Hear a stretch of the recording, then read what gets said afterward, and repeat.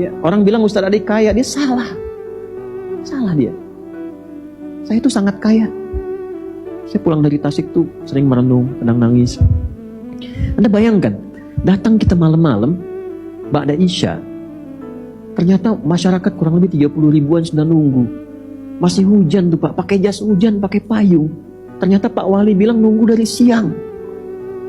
Dari jam 1. Depan balai kota ada masjid, itu di lapangan. Cuma ke masjid tuh sholat balik, mempertahankan safnya. Datang, kita doa sama-sama, minta reda sedikit hujan. Reda dikasih sama Allah, alhamdulillah. Lalu saya bilang kalau hujan lagi nih saya turun bersama Bapak Ibu, jangan khawatir. Terucap hujan betul, turun saya. Betul turun. Ya. Alhamdulillah kita doa lagi, reda lagi, naik lagi kita, teruskan lagi kita belajar. Jadi Anda bayangkan, orang-orang datang dengan hujannya, dia pakai jas hujan dengan payungnya. Mungkin dianggap orang biasa, orang desa, orang daerah.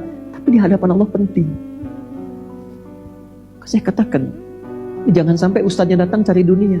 Orang yang datang cari akhirat. Yang rugi ustadznya. Saya selalu katakan, udah jangan berikan siapapun sebagai kompensasi mengajar. Enggak, saya nggak minta apa-apa. Anda kalau ngundang saya dari daerah, ya, Anda nggak usah nyiapkan apa-apa.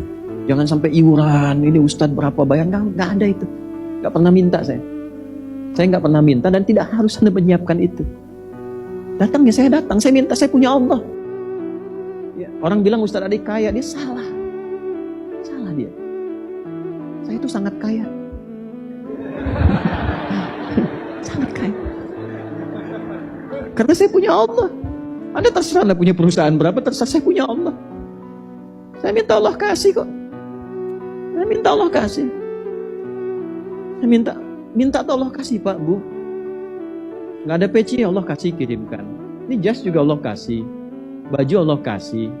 Sampai kaos kaki, sampai kendaraan dikasih. Terus mau minta. Apa nggak malu? Untuk apa? Kita bikin kontrak sama Allah. Allah sudah kasih, terus minta manusia. Anda merendahkan diri Anda di hadapan Allah. Nah, Anda jangan mempersulit saya. Ya udah nggak usah. Kalau Anda dari daerah-daerah, nggak usah iuran-iuran begitu. Untuk apa? Anda dari instansi pemerintahan, kasih masyarakatnya, nggak usah kasih saya. Untuk apa? Saya udah ada kontrak dengan Allah, sudah saya sampaikan, Allah sudah kasih, masa kita minta manusia? Ya kan? Itu gambarannya. Jadi jangan berikan kompensasi dari mengajar. Anda mau kasih hadiah yang saya mungkin pakai, alhamdulillah.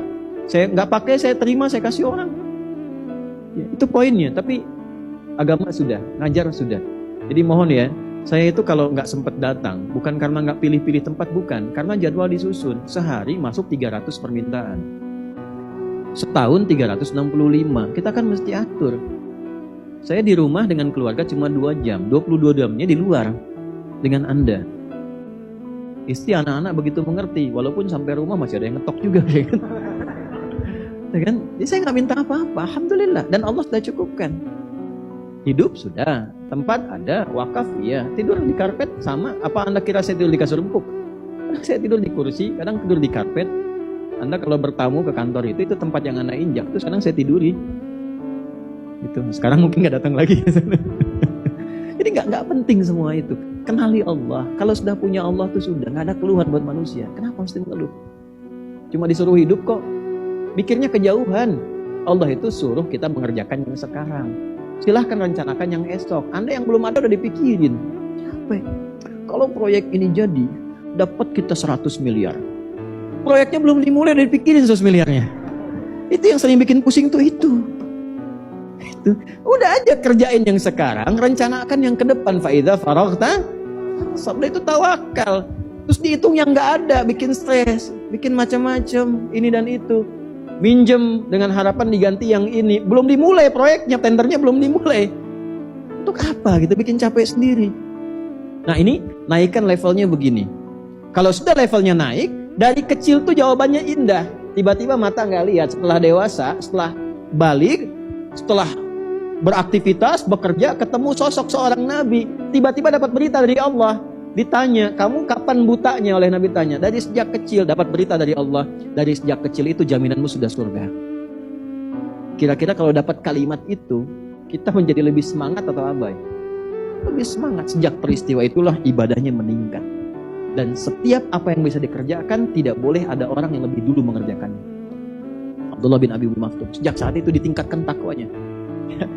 Saya mohon maaf ya, kalau Bapak Ibu udah dijamin surga misalnya dari sekarang nih, ibadahnya nambah atau kurang?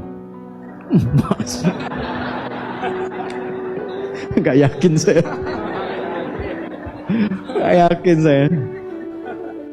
Ya, gini lah gampangnya Bu, gampangnya.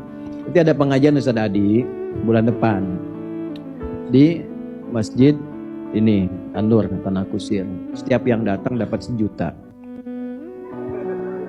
Ini contoh ya. Contoh. Kan saya bilang di awal contoh. Contoh bukan ngasih informasi. Jamaah yang lihat nih dari mana. Ini contoh lah, awas. Tiba-tiba terbang dari Papua sini kan repot itu. Mau ngaji silahkan. Contoh dapat 1 juta. Tapi kalau Anda nge-share aja nggak datang misalnya kan, Anda dapat jaminan 5 juta. Saya tanya pada Anda masih mau datang atau coba nge-share aja? Nah ini yang mau saya katakan, jangan berpuas diri setelah ada perubahan merasa lebih baik. Karena di hadapan Allah boleh jadi masih kurang.